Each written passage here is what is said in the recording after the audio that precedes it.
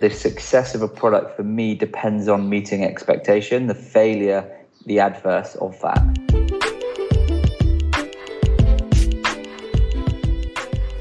Hi, I'm your host, Magali Pellissier, and I'm a product manager. Each week, I show you the other side of a product. I interview the people who contribute to making products a success. They are engineers, writers, marketers, support analysts, UX designers, or even salespeople. Not only will I give them the credit they deserve, but we will uncover what makes a good product and product manager from their perspectives. Over the next 3 weeks, I'm releasing special episodes in a debate format. Think about it like a friendly competition between PMs and their stakeholders. On one hand, a team of 2 stakeholders with the same role, for example, UX designers. On the other hand, a team of 2 product managers, including myself. There are 3 rounds, 1 per week, during which I give a word to start with. Each person shares the first word that comes to their mind when they hear it. And we discuss, debate, share our perspectives. At the end of each episode, we vote, and the person who came up with the best word wins a point for their team. There will be debates, battles, and hopefully some alignment between PMs and their stakeholders. Stakeholder management is a key skill for product managers. So just as you are obsessed with listening to your customers, let's hear from your stakeholders.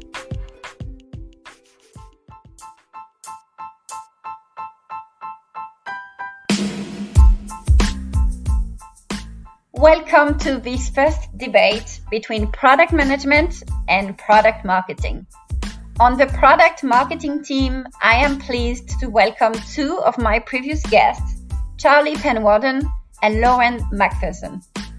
In episode 3, Charlie talked about how he combines marketing and UX together in his role as marketing director of the agency Ranrobincom and as a UX consultant. Charlie has worked on a number of exciting projects for in-house teams, agencies, and startups with a variety of clients, including one of the world's first adaptability assessment platforms in AQ&I, online course enhancement to the Future Learn platform, and events management software for AstraZeneca. In episode 4, I discussed with Lauren, who is the CCO at the product studio Eli5 and its sister company Noco. Day-to-day, she is responsible for planning and executing the business development, sales, and marketing strategies for both companies. She also works on the validation and launch of the in-house product Eli5 creates. If you missed those 2 episodes, I recommend listening to them. So this is the stakeholder team representing product marketing today. In team product management now, I am pleased to welcome Daryl Edwards, who is currently the Director of Product at Rhythm Software, an association management software company.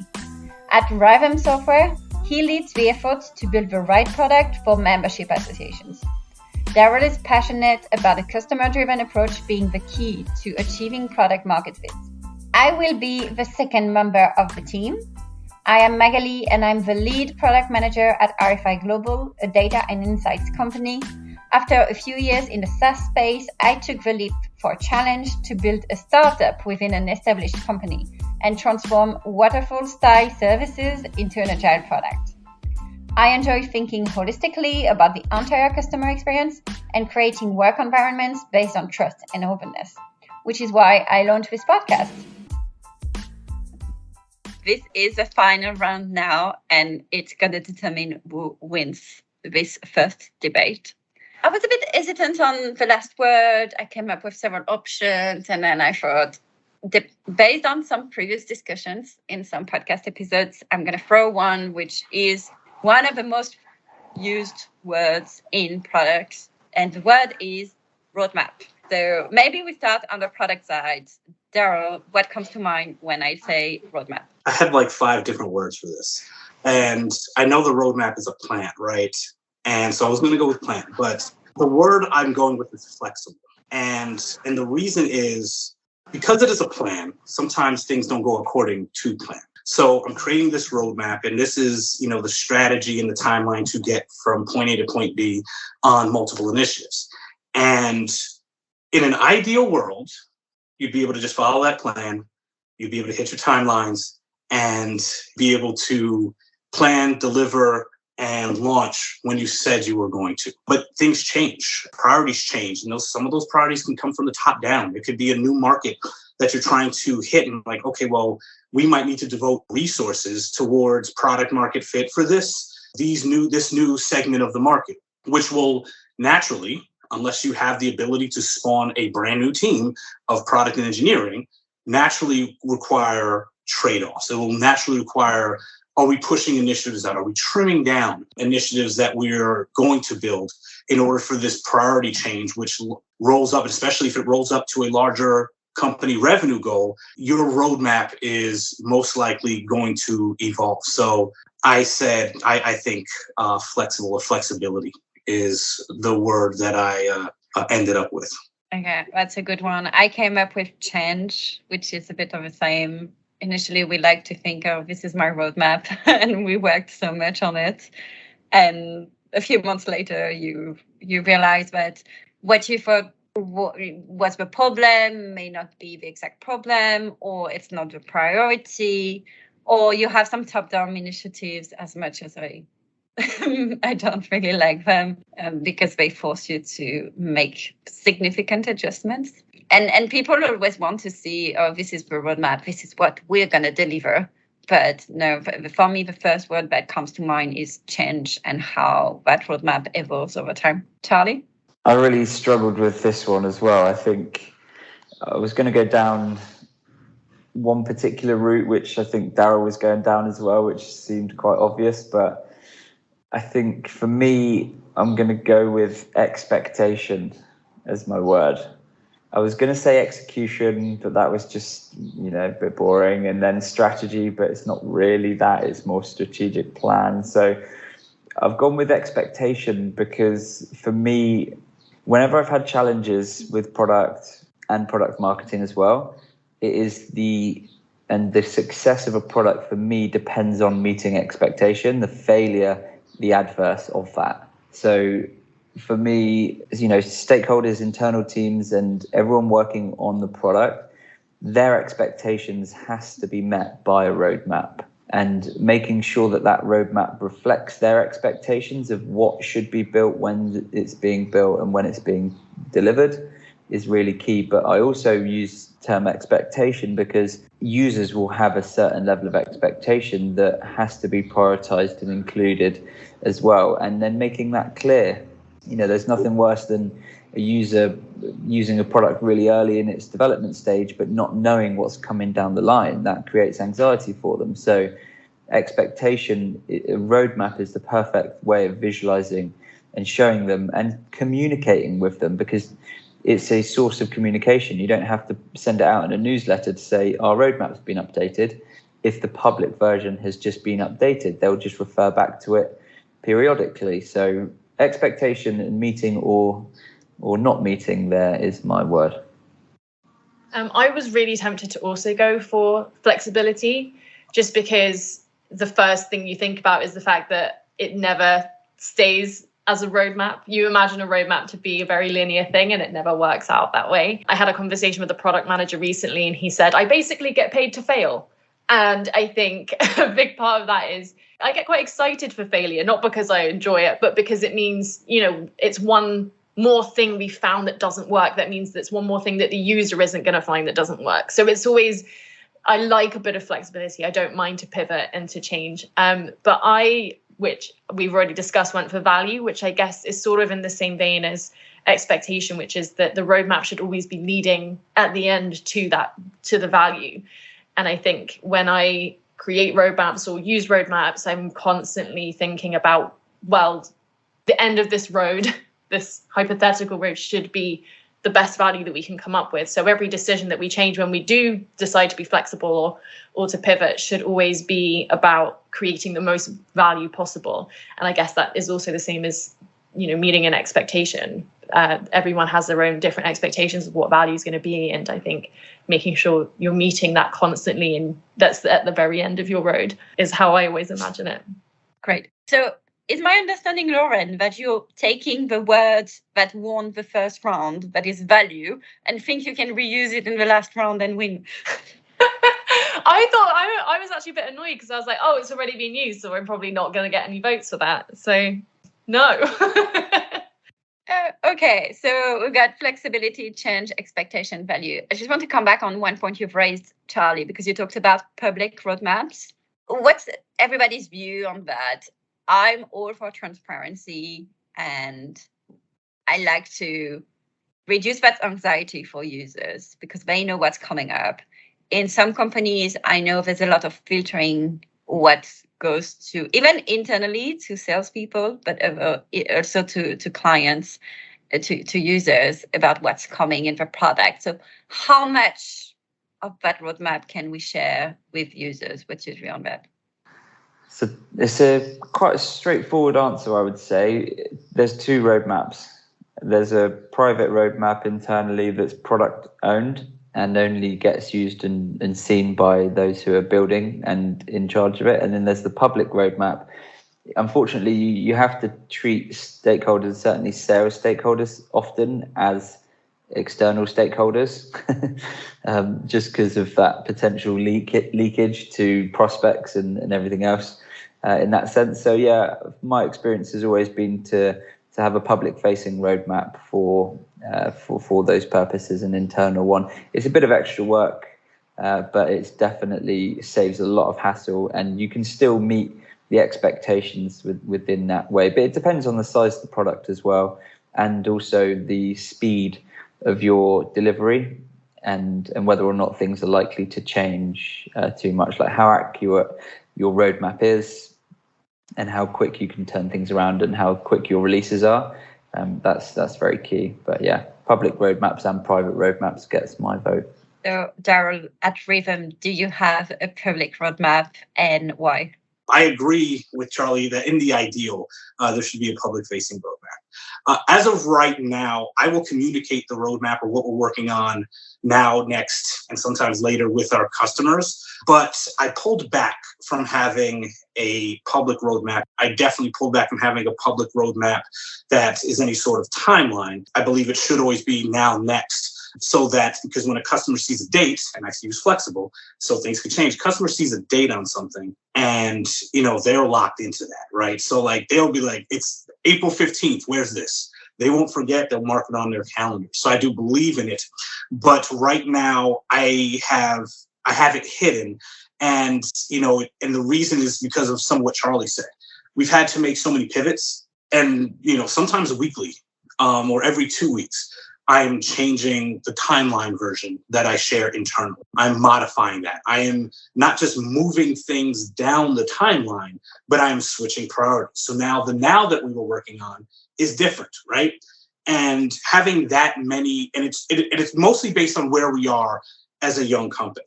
So having that many pivots, I think, would be more disruptive to our customers versus the transparency of having that roadmap visible to them. If it's one of our if any customer wants me to get on a call, or our customer team wants me to get on a call with a customer, or when I'm talking to a prospect and they ask me, when can I expect? I will set a quarter expectation. I will communicate with customers on a one-off basis. But I don't, if customers see us or the market sees a lot of pivots, things of that nature, they might have a lot of questions, right? And sometimes we just have to pivot. Sometimes we have to change our focus and push things out, or, say, what, we thought about doing this, but we're not. It's moved from the roadmap to the backlog, something that we're going to do to something that we're now considering, because should we be building it? Should we integrate with someone and partner with someone instead of building it? So right now, I don't keep it under complete lock and key, but prefer to do the communication ad hoc. And I would say probably over the next quarter or two before I then say, okay, I think we're in a place where we can have a front-facing roadmap. So, Lauren, you also work in a startup, and yes, so part of your business is to build solutions for other companies, but you also have your own solutions. So do you publish the roadmap for those, or how do you communicate new features which are coming up? I think a bit like Daryl, we do things a bit more ad hoc. I think when it comes to the products that we release, there is a certain amount of we've tested this now. These are the next steps that we're going to take, and this is what's coming up. But in terms of sharing a whole roadmap, I don't think we would do that. I think it depends on the company. I think it depends on how established the company is. I think when you're quite a young company or a young product, things change quite often. And you are, especially if you're an indie maker, I see a lot of with indie makers, you will have to change a lot.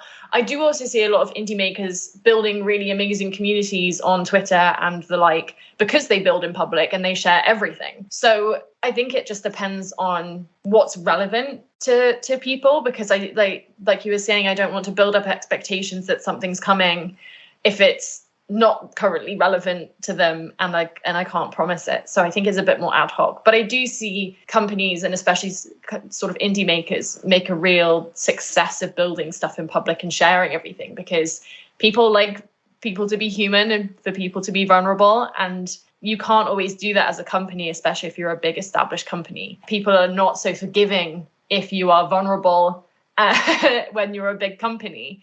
So I think there's less risk when you're smaller, and there's less risk when you're an indie maker. I think for bigger companies, there's a lot more risk in terms of letting people down or looking like you don't know what you're doing.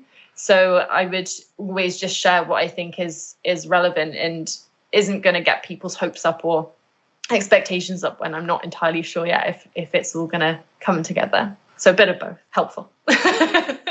I see Charlie smiling because you just said the word expectation. So I'm thinking it might be the winning word. And I've realized in my answer that the reason I've held back on, having a public facing, here's where you go to view as a customer roadmap, is because I don't want to set the wrong expectation.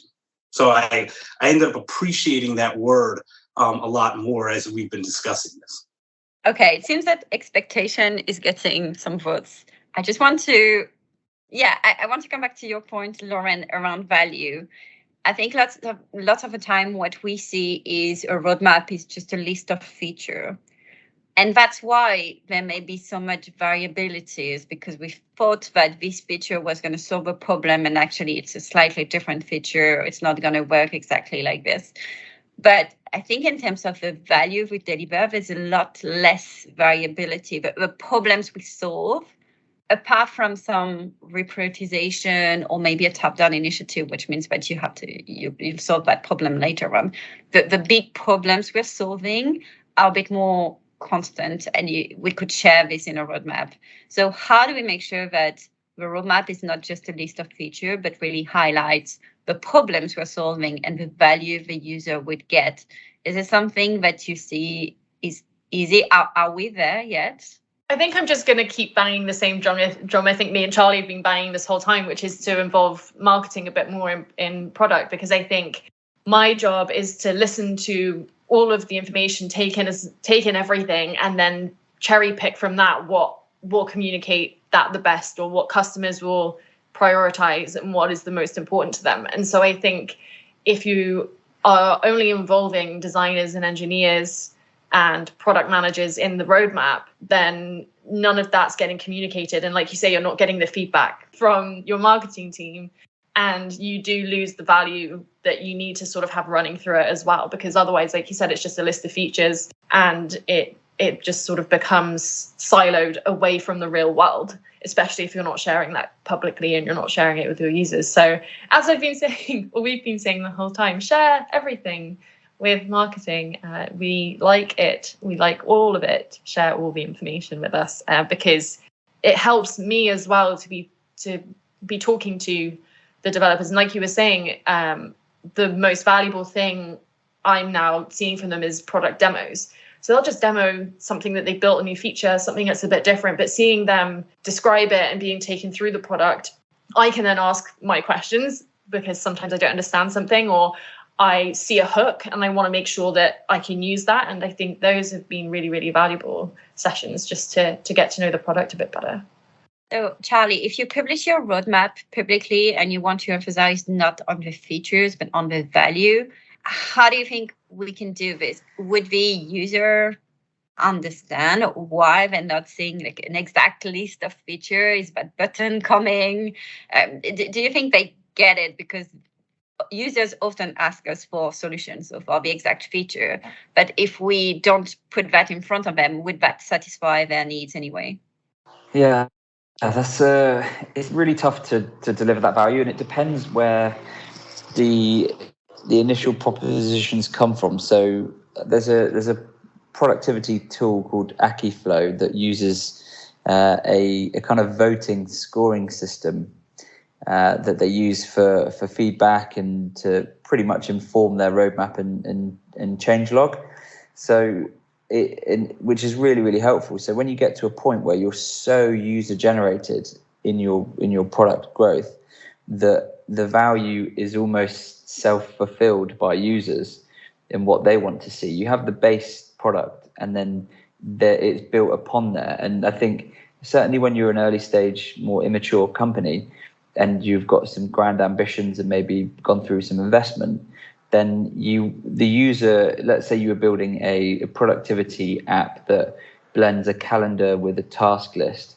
If you just delivered the calendar connection and a task list on the left-hand side, there's so many more features, mobile app, tablet app, or loads of other different integrations you could do. And the list is endless.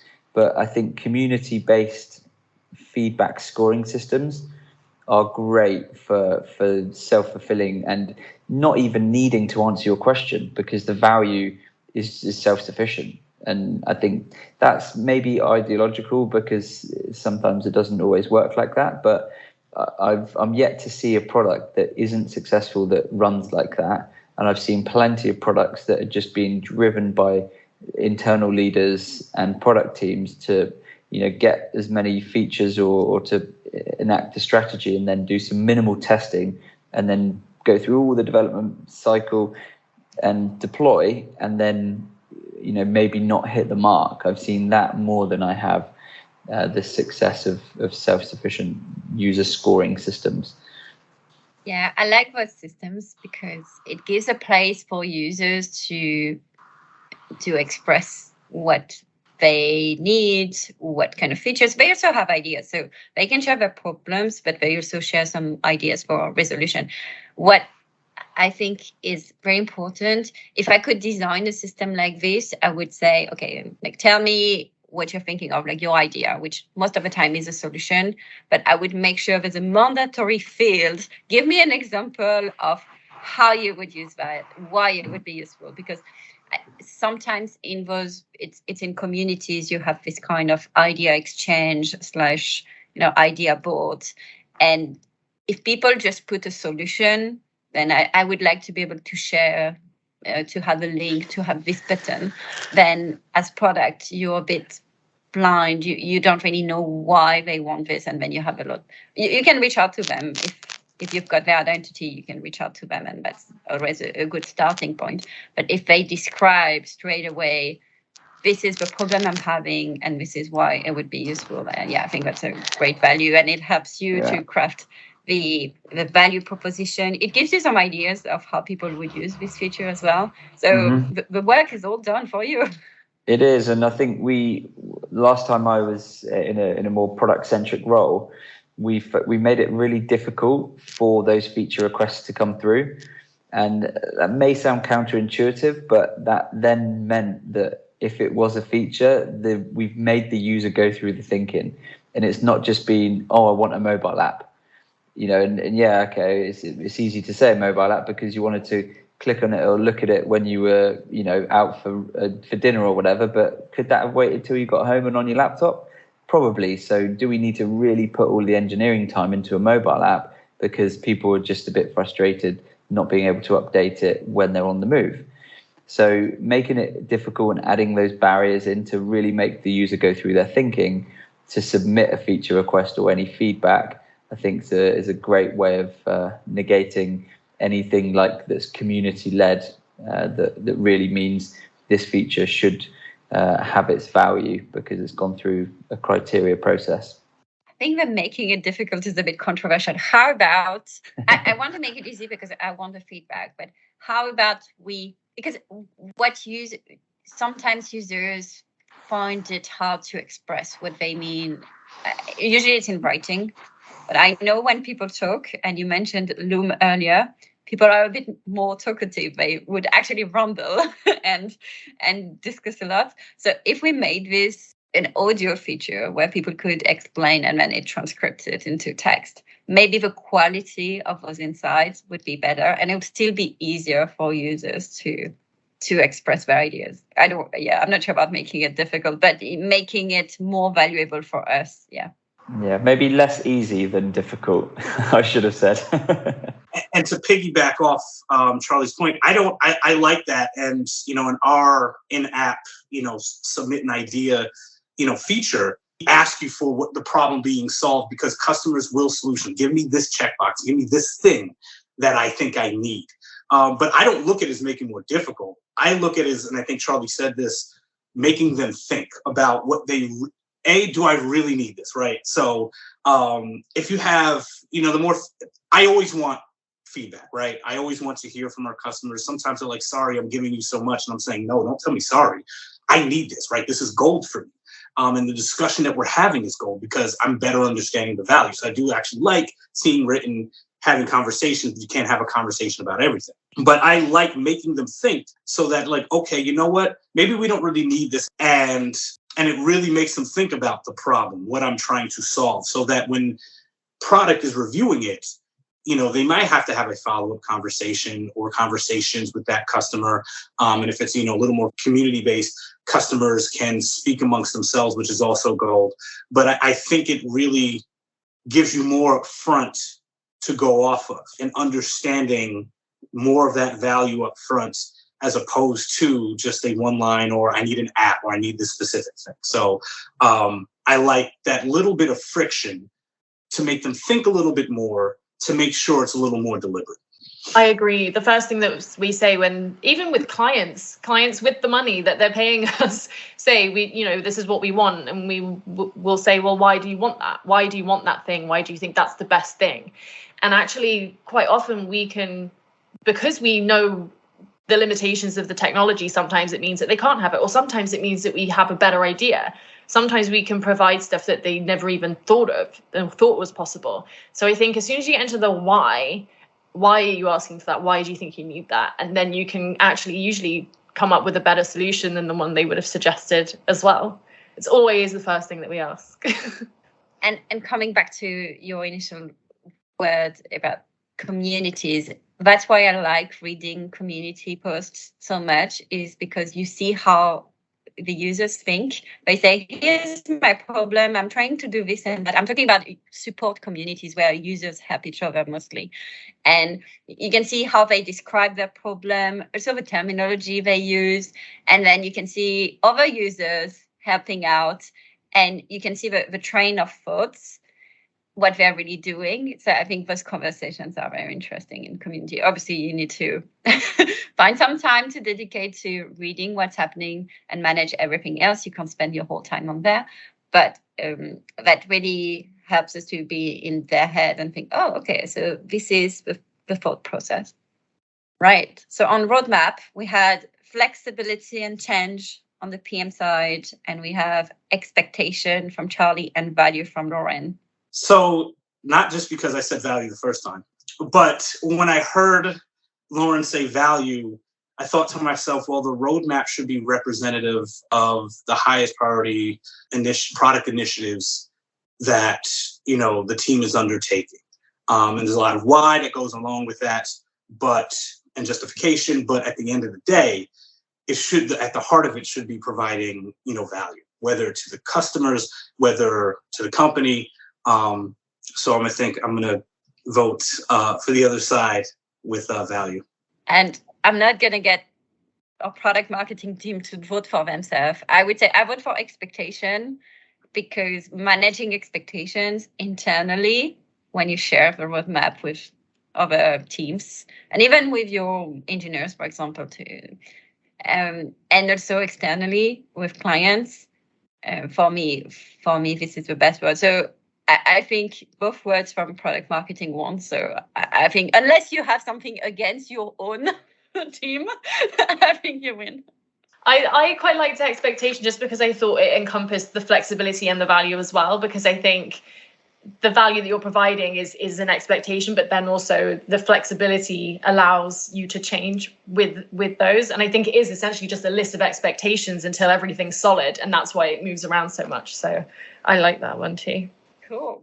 So we finish with 2 points for product marketing. Well done. So you're winning this first battle. So we'll need to come up with better words, more preparation. I think Daryl and I decided to not prepare any words. We just came and were like, yeah, we're going to answer on the fly. I think we're going to prepare more for next time. Different strategy next time, I agree. Adjusting our roadmap and our strategy. Exactly. Flexible. Thank you very much, everybody, for participating. It was good to hear the different perspectives and also to see how we are aligned on most of those things.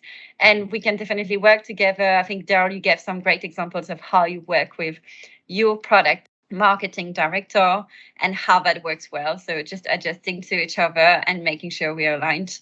Thank you very much. And I hope our listeners will get some benefits from that.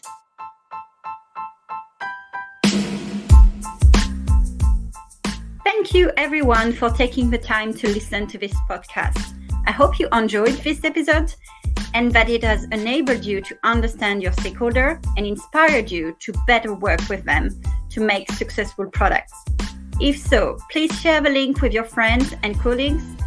And if you want to suggest some topics, some guests, if you have questions you'd like me to ask during the interviews, or if you have any feedback, you can write to me at magali.pellissier@hotmail.fr.